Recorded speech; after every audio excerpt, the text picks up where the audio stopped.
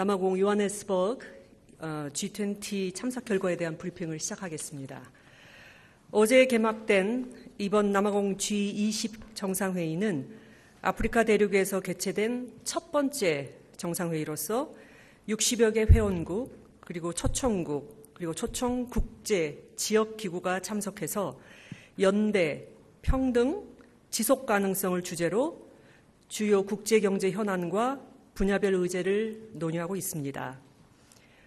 어제 있었던 1세션, 2세션에서는 각각 포용적 지속 가능한 성장, 회복력 있는 세계를 의제로 경제성장, 무역, 개도국 채무부담, 재난위험 경감, 기후변화 대응 등이 논의되었으며 G20 남아공 정상회의 정상선언문이 채택되었습니다. 총 122개의 조항으로 구성된 이번 선언문에는 복원력 있는 핵심 광물 가치 사슬을 위한 국제협력, 성장 중심의 거시경제 정책, WTO 기능 강화와 내년 카메룬에서 개최될 제14차 WTO 강령회의를 위한 국제협력 필요성 등이 포함되었으며 이는 이재명 대통령의 근본 정상회의에서 주안점으로 강조한 내용들이기도 합니다. 이재명 대통령은 1세션과 2세션에서 현 세계 경제 현황을 진단하면서 우리나라의 경제정책 방향에 대한 소개와 함께 앞으로 나아가야 할 방향을 피력하였습니다. 이 대통령의 상세한 발언 내용은 어제 배포해드린 보도자료로 가름하겠습니다. 오늘 3세션은 모두를 위한 공정한 미래라는 주제로 핵심 광물, 양질의 일자리, 인공지능 문제 등이 논의될 예정입니다. 이 대통령은 모두를 위한 공정한 미래 실현을 위해서는 글로벌 AI 기본사회 구축, 안정적이고 호혜적인 핵심 광물 공급망 구축, 청년과 여성의 AI 역량 강화 등을 통한 포용적 기회 창출 등이 필요하다고 강조할 예정입니다. 그 계기에 우리나라가 아프리카에서 디지털 역량 강화를 위해 추진 중인 다양한 협력 사업도 소개할 예정입니다. 3세션을 마지막으로 금년도 G20 정상회의는 종료될 예정입니다. 참고로 올해 남아공의 G20 의장국 수임을 끝으로 G20 모든 회원국들이 한 차례씩 의장국을 수임하게 되었으며 이로써 G20의 제1라운드가 종료됩니다. 내년부터 미국이 다시 의장국을 수임하면서 G20 정상회의의 제2라운드 토론이 시작될 예정입니다. 다음은 이번 G20 정상회의 참석 주요 성과입니다. 먼저 우리 정부는 이번 G20 정상회의 참석을 통해 글로벌 책임 강국으로서의 위상을 강화하였습니다. 이재명 대통령은 UN에서 주도적으로 제시한 글로벌 AI 기본사회와 포용성장의 비전을 아세안에 소개하고 APEC 경주선언에 반영한 데 이어 이번에는 G20으로 확산시켰습니다. 아울러 WTO의 중요성을 언급하면서 다자무역체제 복원 필요성을 강조하였고 우리 주도로 채택된 투자 원활화 협정이 WTO 정식 협정으로 채택될 필요성을 제안하였습니다. 경제 불확실성 증대와 저성장 국면에 대응하기 위한 대안으로서 우리의 성과 중심 재정 정책을 제시하였고 에너지 고속도로, 해상 풍력, 햇빛 소득, 바람 소득 등 기후위기 대응을 위한 에너지 전환 정책 모범 사례도 소개하였습니다.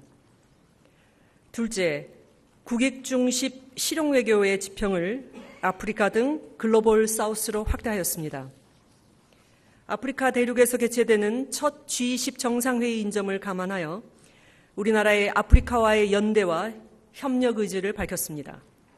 먼저 아프리카 협력 프레임워크 등 G20의 아프리카 협력과 지원 노력에 동참할 의지를 피력하였습니다.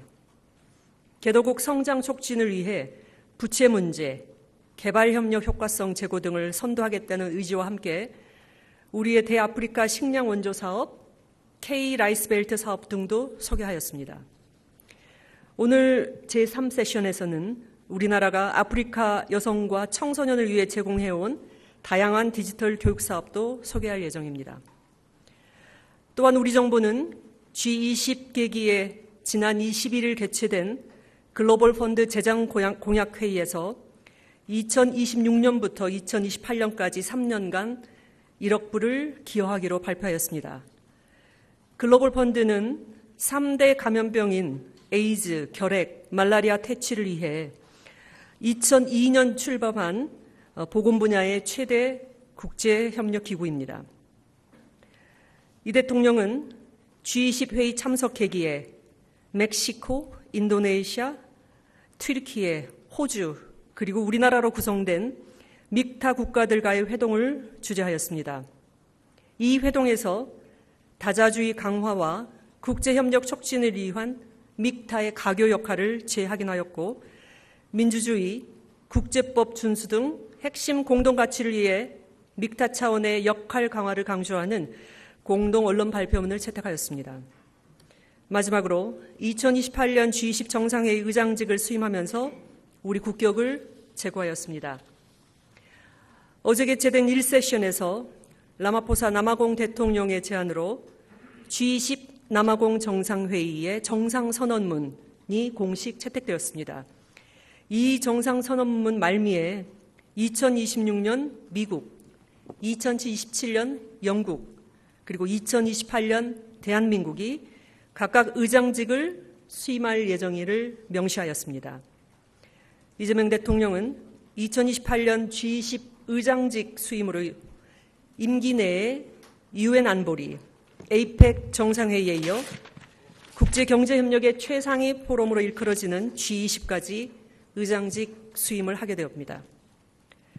특히 G20 정상회의 출범 20주년을 맞이하는 2028년의 의장국을 수임하게 됨으로써 오늘날 복합적 국제 현안에 대한 G20 협력의 강화를 도모하는 데에 우리나라가 선도적 역할을 수행하게 될 것으로 기대됩니다. 이상으로 브리핑을 마치고 여러분 질문에 답변하는 시간을 갖도록 하겠습니다.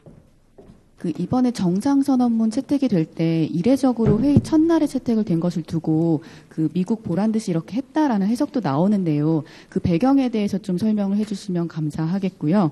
그리고 또 하나 눈에 띄는 장면 중에 하나가 이 대통령께서 취임 후에 이어온 여러 외교 무대에서 만났던 정상들하고 두 번째, 세 번째 만남이 연출되는 그 장면들이 있었는데 이게 향후 우리 정부가 이제 얘기하는 실용 외교에 어떤 구체적인 영향을 끼칠 수 있을지도 설명해 주시면 감사하겠습니다. 네, 보통 G20의 선언문은 회의 말미에 채택되는 것이 관례입니다.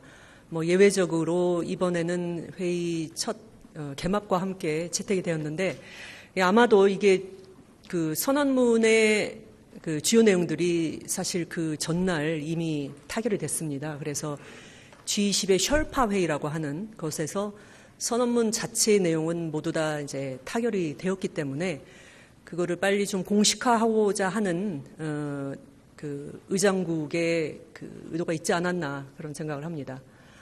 그리고 이제 두 번째 질문, 이번 정상회의 계기로 많은 주요 국가 지도자들과 우리 대통령께서 회의석상에서뿐만 아니라 그 계기에 개최된 양자회담, 회동에서 많은 만남을 가지셨습니다.